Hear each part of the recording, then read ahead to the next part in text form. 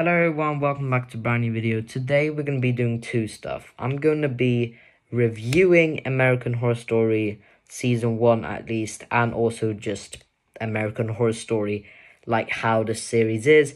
And I'm also going to be explaining why I don't want to continue watching it, because I've actually seen the first season. This is what I got to say. This series is quite addicting to watch. The characters are very, very great, and all the characters have like different feelings, and they're very different. And I think that Taissa Farmiga is a very good actor, at least in the first season. I don't know. I think she's within some other seasons, but at least in the first season, she's a good actor. I think she's a very good actor. Same thing with Vera Farmiga in the Conjuring movies. So basically, same thing with Evan Peters. He's a great actor for being this different or unusual person. He's been within the Jeffrey Dahmer series, and he's been within this series. Now, basically, positives with the series is that it's fun to watch. It's a creative series because it's more psychological horror than just horror. And basically, for each season, they kind of have a theme. So each season, it's kind of like one season. Now, I don't think there's any. I guess season 1 is kind of like a haunted house. Season 1 is kind of like a haunted house. They want to uncover the secrets and stuff. Other seasons, one is what is it called? Freak Show. Something with a scary clown in it. Wrinkles the Clown or whatever. I don't know what his name is, but obviously season 4 is supposed to be one of the best seasons in American Horror Story. Out of all the 11, and each season is in different places. One season maybe is in an apartment, one is in an asylum, one is in a hospital, and then stuff happens. And I think that's pretty creative. But sadly, that's about it, I have to say. The actors and just kind of, I guess, the creativity. But I've got some bad stuff to say about this movie. And these things just feel like a me thing. I'm going to say that again. But it's just kind of, why? Why you keep on doing this if it's kind of just if it kind of just feels unnecessary?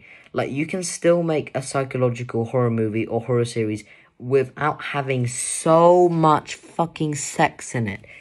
Literally, season 1, if I'm gonna rate how much sex this season has from a scale from 1 to 10, 1 is no sex at all, 10 is really much sex.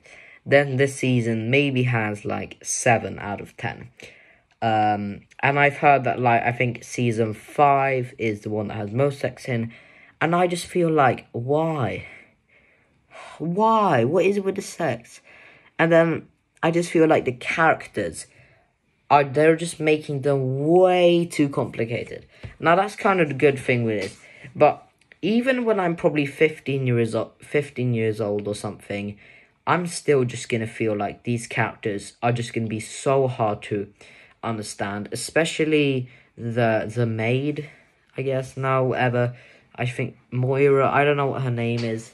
And basically, some of the main characters in this movie, for example, Vivian's husband, well, used to be husband, I guess, kind of, right? Basically is is feeling feelings to the maid, and then he starts jerking off and shit like that for some fucking reason. I don't know, it's really fucking weird, and it just feels unnecessary as fuck. And then we're always just changing from the different characters. Now that's sometimes good, but it feels like you could just change from the characters.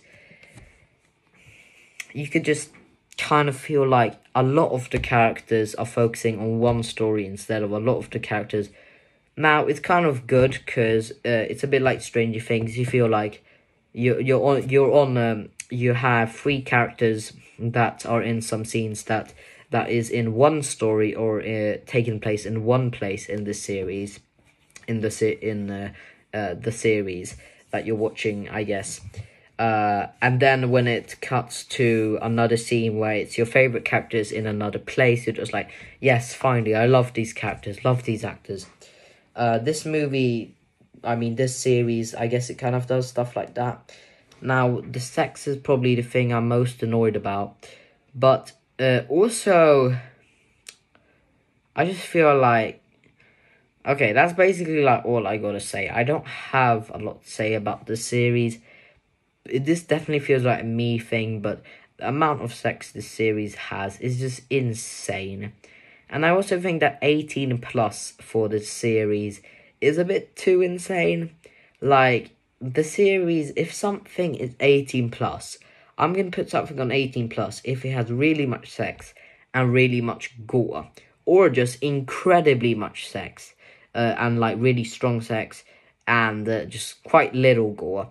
Or if it has extremely much gore, but just a little bit of sex. Now, for example, Terrifier 2 is 17 plus, but that movie, it kind of has, it definitely has a purpose for being 17 plus, because when I'm 15, when I'm probably like, like, every age what I am, I'm still gonna look at Terrifier 2 and just like, why did I watch this movie?